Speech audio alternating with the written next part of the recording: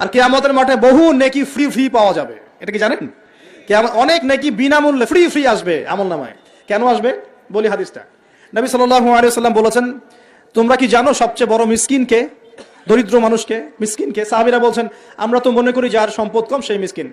নবীজি বলছেন, না, প্রকৃত মিসকিন সে ব্যক্তি নয়। প্রকৃত মিসকিন সে ব্যক্তি যে কিয়ামতের মাঠে উঠবে উহুদ পাহাড়ের সমান নেকি নিয়ে উঠবে। উহুদ পাহাড় দেখেছেন তো? বিশাল পাহাড়। উহুদ পাহাড়ের সমান নেকি নিয়ে উঠবে। নামাজের নেকি, যাকাতের নেকি, হজের নেকি, ওমরার নেকি, বিভিন্ন নেকি। কিন্তু দেখবে সামনে বহু মানুষ দাঁড়িয়ে আছে। কেন দাঁড়িয়ে আছে? কারো কাছ থেকে টাকা নিয়েছে, টাকা শোধ করে নাই, কাউকে গালি দিয়েছে, কাউকে অন্যায়ভাবে অপবাদ দিয়েছে, কাউকে আঘাত করেছে, কারো উপর জুলুম করেছে ইত্যাদি। বিভিন্ন রকম মানুষের সাথে জড়িত পাপ ছিল, ঠিক আছে? কারো গীবত করেছে, কাউকে তহমত দিয়েছে ইত্যাদি। এখন আল্লাহ পাক বলবেন, এই ব্যক্তির নেকির যে পাহাড় আছে এখান থেকে নেকি নিয়ে ওদেরকে দিয়ে দাও। বলেন নাউজুবিল্লাহ। নেকি আস্তে আস্তে ট্রান্সফার হবে। এই যে আমরা যে ব্লুটুথ শেয়ার ইট, মনে আছে? ব্লুটুথ শেয়ার ইট পাস হয় যেভাবে, আল্লাহ পাকের প্রযুক্তি হবে আরো অনেক অনেক উন্নত। মুহূর্তের মধ্যেই নেকি ট্রান্সফার হয়ে যাচ্ছে। এরপর নেকি যেতে যেতে সব নেকি যদি শেষ হয়ে যায়, আল্লাহ না করুক, তখন আল্লাহ পাক ফেরেশতাদেরকে বলবেন, ওদের গোনাগুলো থেকে গোনাগুলো বেছে বেছে এর আমল নামে যুক্ত করো। বলেন নাউজুবিল্লাহ।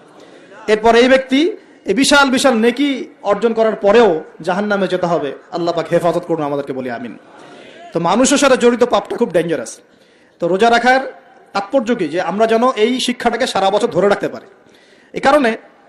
এই কারণেই রমজান মাসে রোজা রেখে জিকির হবে বেশি, তাসবিহ তাহলিল বেশি, কোরআন তেলাওয়াত বেশি, আমর বিল মারুফ নাহি আনিল মুনকার হবে, তার দার্স হবে, দ্বীনের কথা হবে। যখনই বন্ধুরা মিলে বসবেন, চা খেতে বসবেন, কফি খেতে বসবেন, অলওয়েজ দ্বীনি আলাপ করবেন, দুনিয়াবি আলাপ কম করবেন, দুনিয়াবি আলাপ বেশি করবেন না, প্রয়োজন যতটুকু এতটুকু দ্বীনি আলাপ করবেন। কারণ মানুষ জান্নাতেও যদি চলে যায়, মানুষ জান্নাতে চলে গেলেও ওই সব সময়ের জন্য আক্ষেপ করবে, আফসোস করবে, দুনিয়াতে যেই সময় সে আল্লাহকে স্মরণ করে নাই, রাসূলের নামে দরুদ পড়ে নাই।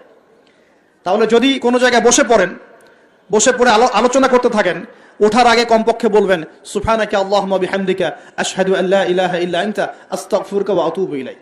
কারণ কেন বলবেন? আল্লাহ রাসূল বলেছেন যে কোনো মানুষ বা কোনো কওম যদি একটা জায়গায় বসে আলোচনা করে, আলোচনা থেকে শেষ করা বৈঠকটা ভঙ্গের আগেই যদি তারা এই দোয়াটা পড়ে ওঠে, ওই বৈঠকে যদি কোনো ফাহেসা কথা হয়ে থাকে, এর গোনার কাফফারা হয়ে যাবে ইনশাআল্লাহ, গোনা মাফ হয়ে যাবে ইনশাআল্লাহ।